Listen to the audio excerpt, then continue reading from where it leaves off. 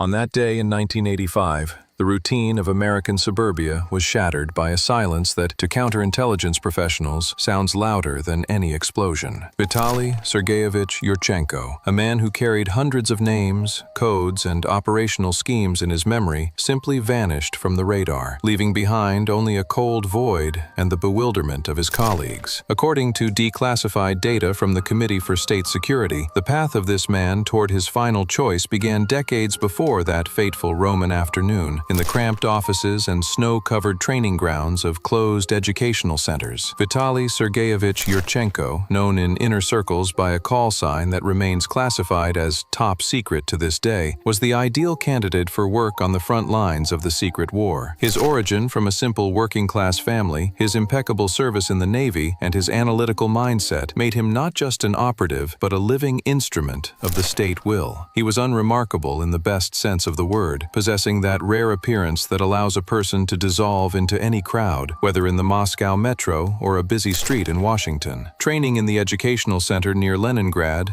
required a total rebirth from him. Investigators later established that one of the key exercises that shaped him as an operative was a psychological game called Mirror of the Shadow. For 6 hours, Vitaly had to follow a random passerby on the city streets, not just remaining unnoticed, but also completely copying their psycho-emotional rhythm, anticipating head turns and changes in gait so that, in the event of sudden visual contact, he would look like a natural extension of the urban landscape. The second critically important lesson was the art of creating long-term dead drops in aggressive urban environments. Instructors forced him to spend hours practicing the placement of containers in the bases of old phone booths, where he was required in a split second, while imitating the tying of shoelaces, to secure a magnetic capsule under the metal floor panel. The slightest extra movement meant failure and immediate dismissal. These skills became the foundation of his existence when he was sent to the United States of America to ensure the security of the most deeply undercover agents of Soviet intelligence. Life in the suburbs of Washington required him to create an impeccable facade of respectability. To strengthen his legend and fully merge with his surroundings, Vitaly Sergeyevich Yurchenko integrated 3 key elements into his daily life that lulled the vigilance of neighbors and agents of the Federal Bureau of Investigation. First, he became an active volunteer at the local library, where every Saturday he helped sort through periodical archives, which gave him a legal reason to spend hours among newspaper files looking for hidden advertisements. Second, he made it a habit every Sunday to visit the same dentist's office on the outskirts of the city, using this time to check for the absence of external surveillance in the long corridors of the medical center. Third, he joined a local gardening club, where his passion for growing rare varieties of roses served as the perfect cover for spending long periods in the backyard, where he could inconspicuously receive signals on a shortwave radio receiver disguised as gardening equipment. However,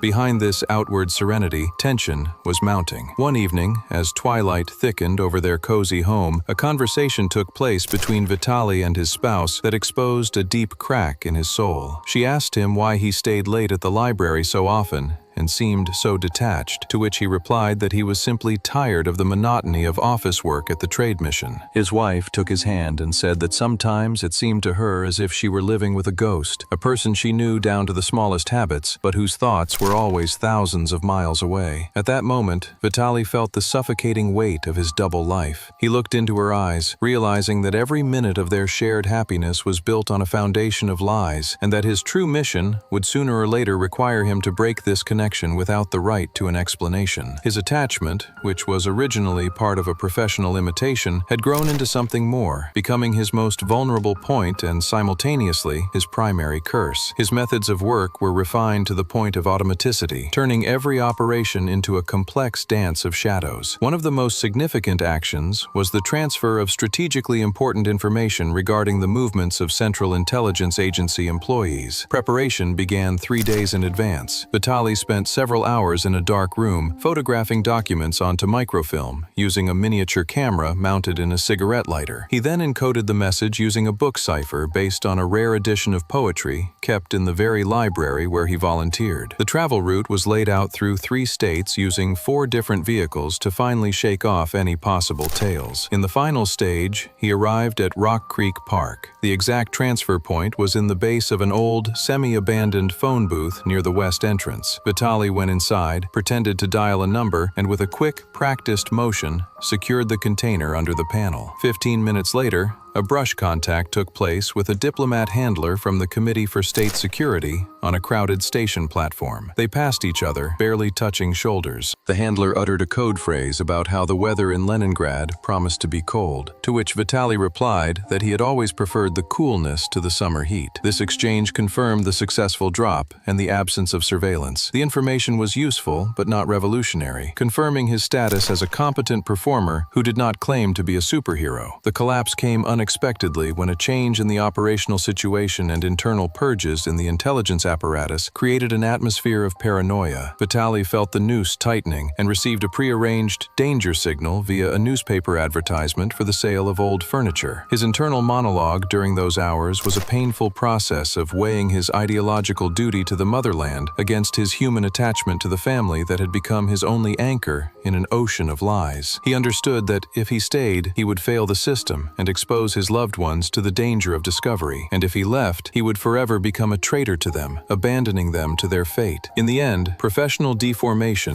and the instinct for self-preservation won. The evacuation scene was planned with cold cruelty. He left his wife a note about an urgent business trip and took a night bus to Philadelphia. From there, using a spare passport in the name of a Canadian businessman, he flew to Mexico City. In the Mexican capital, he spent 2 days in a safe house before making a complex transfer in Cuba, where a special flight was already waiting for him. Only when the plane entered Soviet airspace did he allow himself to close his eyes, but the silence in the cabin brought no relief. Investigators later established that the danger signal that served as the trigger for his flight might have been the result of a skillful provocation or a tragic communication error, but for Vitaly Yurchenko, it no longer mattered. His return to Moscow was met with a display of triumph, but in the corridors of the Committee for State Security, he was viewed as a man whose psychological resources were completely exhausted. The consequences for his family in the United States of America were catastrophic. His wife and children, left without means of support and under the close supervision of the Federal Bureau of Investigation, became innocent victims of a game whose rules they never knew. The psychological price paid by Yurchenko himself was expressed in his strange behavior and subsequent attempts to reinterpret what he had done, which led to his second, even more mysterious disappearance and return. The question that remained unanswered